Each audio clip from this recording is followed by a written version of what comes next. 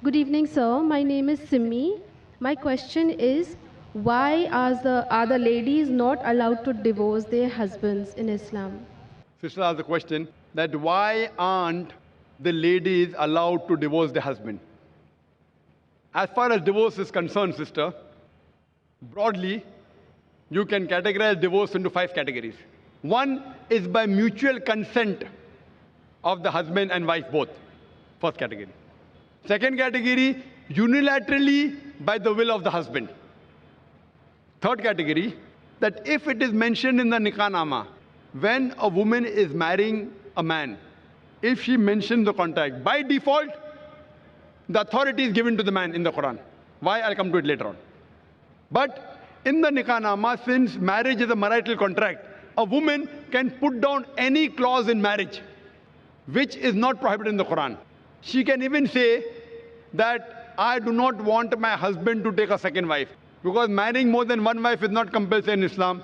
If the boy agrees, he marries, otherwise they don't marry. She finds a new boy and he finds a new girl. But she can put the clause that I do not want you to take a second wife as long as I am alive. But you cannot put a clause which is against the Quran. You can't put a clause saying, I don't want you to offer prayer, because offering salah is compulsory. You can put a clause which is optional. Similarly, she can put a clause that I too want to give unilateral divorce. It's called as talaq-e-tawfeed or isma. Third category. Fourth category is if she does not mention in the clause, but yet she wants divorce, she can request the husband, I don't want to stay with you. She can request the husband to give divorce. That's called as qala. And the fifth category, if the husband does not agree, and if the husband ill-treats her, she can go to the qazi, she can go to the judge, and she can take nikah-e-fask. That means nullification of the marriage. If the husband ill-treats her, does not give her her rights, she can go to the judge and she can nullify the marriage. So even a woman can take divorce. But under normal circumstances, the man has been given the authority. Why? Because in marriage, the person who's the loser is the man, not the woman. The woman gains.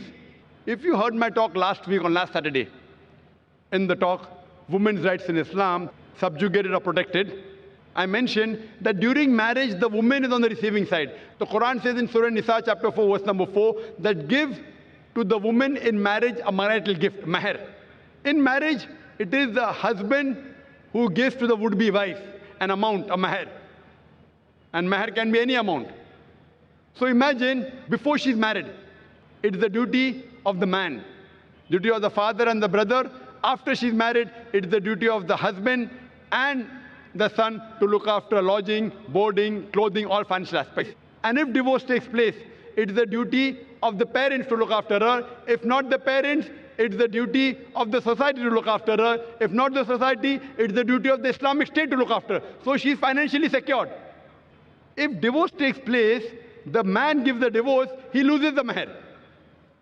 But the woman, she's on the receiving end. Now, she has a chance to get married. Once she gets married, she gets new mahr. And the man, when he has to marry another woman, he has to give new mahr. If the full authority is given to the woman keeps on marrying and divorcing, then she will keep on gaining money. Who's the loser? Is the man. So Almighty God even protects the man's status. Otherwise, I have to give a talk on man's rights in Islam. Because if a divorce takes place, man is more of a loser than a woman, financially and otherwise. Woman gets protection from the family, from the society, from the state. Man doesn't.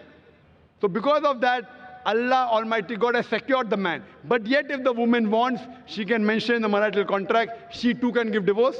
Or she can request divorce from the husband, called as khula. Or if the husband ill-treats, she can go to a judge and she can nullify the marriage, which is called as nikah-e-fask. Hope that answers the question.